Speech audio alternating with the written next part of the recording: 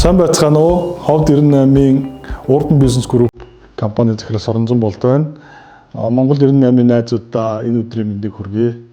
Миний би анх 2009 онд Urban Jeans брендийг зах зээлд анх танилцуулж нутагшуулан үйлдвэрлэлээр эхэлж одоогоор Urban брендийг Монголын зах зээлд танилцуулан ажиллаж байна. За Монгол 98 нэгдэл маань 2020 онд анх үүсгэн байгуулагдсанаас хойш маш олон арга хэмжээнүүдийг төгсөгчдийнхөө дунд зохион байгууллаа.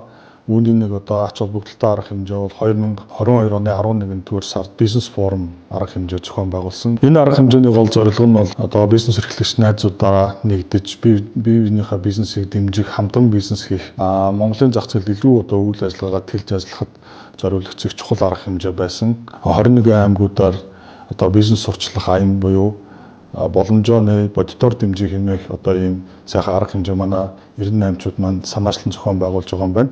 Тийм учраас 21 аймгийн бизнес эрхлэгч манай 98-ийнхэн маань энэ арга хэмжээнд идэвхтэй оролцож, бизнесээ сурталчилж, нэтворкинг үүсгэж, хамтран ажиллаж, улам дэвшин дээсэлж ажиллахын тав хүмүүст уриалж байна.